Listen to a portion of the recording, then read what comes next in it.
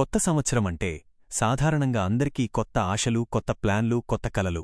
కాని ఈసారి కొత్త ఏడాది మొదలవుతున్న వేళ సామాన్యుడి మనసులో ఆనందం కన్నా ఆందోళనే ఎక్కువగా కనిపిస్తోంది. కారణం ఒక్కటే.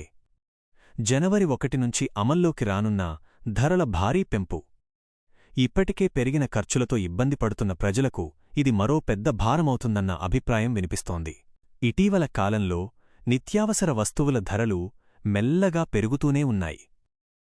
అయితే కొత్త ఏడాది నుంచి ఈ పెంపు మరింత స్పష్టంగా కనిపించనుందన్న వార్తలు ప్రజల్లో చర్చకు దారితీస్తున్నాయి. ముఖ్యంగా మధ్యతరగతి, తక్కువ ఆదాయ వర్గాలపై దీని ప్రభావం ఎక్కువగా ఉండబోతుందన్న అంచనాలు ఉన్నాయి. ధరల పెంపు అనగానే చాలామందికి ముందుగా గుర్తుకు వచ్చేది పెట్రోల్, డీజిల్. ఇవి పెరిగితే రవాణా ఖర్చులు పెరుగుతాయి. రవాణా ఖర్చులు పెరిగితే మార్కెట్లో అన్ని వస్తువుల ధరలు పెరుగుతాయి. ఇది ఒక గొలుసులాంటిది. జనవరి నుంచి ఇంధన ధరలపై నిర్ణయాలు తీసుకుంటారన్న చర్చతోనే సామాన్యుడు ముందుగానే లెక్కలు వేసుకుంటున్నాడు. ఇంధనంతో పాటు మరో ముఖ్యమైన అంశం విద్యుత్. విద్యుత్ ఛార్జీలు పెరిగితే అది ఇంటి బిల్లులకే కాదు, పరిశ్రమల ఖర్చులపై కూడా ప్రభావం చూపుతుంది. ఆ ప్రభావం చివరికి వినియోగదారుడిపైనే పడుతుంది. కరెంటు బిల్ పెరిగితే నెలాఖరు లెక్కలు మరింత కఠినంగా మారతాయన్న భయం చాలామందిలో ఉంది. ఇవి కాకుండా నిత్యావసర వస్తువుల ధరలపై కూడా చర్చ జరుగుతోంది. బియ్యం, కూరగాయలు, పాలు, వంట నూనె ఇలాంటి వస్తువుల ధరలు ఇప్పటికే పూర్తిగా తగ్గలేదు. ఇప్పుడు కొత్త ఏడాది నుంచి మరింత పెరుగుతాయన్న మాట వినిపిస్తుండటంతో గృహిణులు కూడా ఆందోళన వ్యక్తం చేస్తున్నారు. జీతాలు పెరగడం లేదు, ఖర్చులు మాత్రం పెరుగుతూనే ఉన్నాయి అన్న మాట మళ్లీ వినిపిస్తోంది. ధరల పెంపుకు ప్రభుత్వాల కారణాలు కూడా ఉన్నాయి. అంతర్జాతీయ మార్కెట్ పరిస్థితులు, ముడిచమురు ధరలు, ఆర్థిక ఒత్తిడులు ఇవన్నీ ధరలపై ప్రభావం చూపుతాయని అధికారులు చెబుతున్నారు. కాని సామాన్యుడికి మాత్రం కారణాల కంటే ఖర్చులే ఎక్కువగా కనిపిస్తాయి. రోజువారీ జీవితంలో జేబుపై పడే భారం ఎలా తగ్గుతుందన్నదే అతని ప్రశ్న.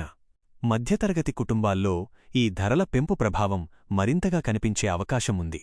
పిల్లల చదువు, ఇంటి అద్దె, లోన్ ఈఎంఐలు, ఆరోగ్య ఖర్చులు ఇవన్నీ ఇప్పటికే ఒక ఒత్తిడిగా ఉన్నాయి.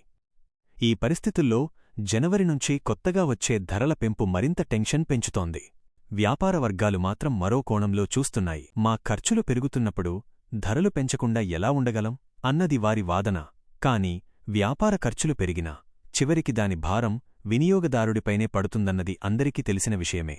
సోషల్ మీడియాలో అయితే ఈ అంశంపై తీవ్ర స్పందన కనిపిస్తోంది. కొందరు ప్రభుత్వాలపై విమర్శలు చేస్తుంటే మరికొందరు ఇది గ్లోబల్ సమస్య అంటూ సమర్థిస్తున్నారు. ఈ రెండు వాదనల మధ్య సామాన్యుడు మాత్రం మౌనంగా తన జీవన ఖర్చుల లెక్కలు వేసుకుంటున్నాడు. ఇక్కడ ఒక విషయం స్పష్టంగా చెప్పుకోవాలి. ధరల పెంపు ఒక్కరోజులో ప్రభావం చూపదు. కాని నెలలు గడిచేకొద్దీ అది నెమ్మదిగా భారంగా మారుతుంది. చిన్న చిన్న పెంపులే కలసి పెద్ద భారమవుతాయి. కొత్త ఏడాది నుంచి ధరలు పెరిగితే ప్రజలు ఖర్చులను కుదించుకునే ప్రయత్నం చేస్తారు. అవసరం లేని ఖర్చులు తగ్గిస్తారు. ఇది మార్కెట్పై కూడా ప్రభావం చూపుతుంది. వినియోగం తగ్గితే ఆర్థిక వ్యవస్థపై కూడా దాని ప్రభావం పడే అవకాశం ఉంటుంది. చివరికి సామాన్యుడి ఆశ ఒక్కటే. ధరలు పెరిగినా ఆదాయం కూడా కొంత పెరిగితే బాగుంటుందన్న ఆశ. లేకపోతే జీవితం రోజురోజుకీ భారంగా మారుతుందన్న భయం. కొత్త సంవత్సరం ఆనందంతో మొదలవాలంటే ధరల భారం కొంతైనా తగ్గేలా చర్యలు తీసుకోవాలని ప్రజలు ఆశిస్తున్నారు. ఆ ఆశ ఎంతవరకు నెరవేరుతుందన్నది రాబోయే రోజులు చెబుతాయి.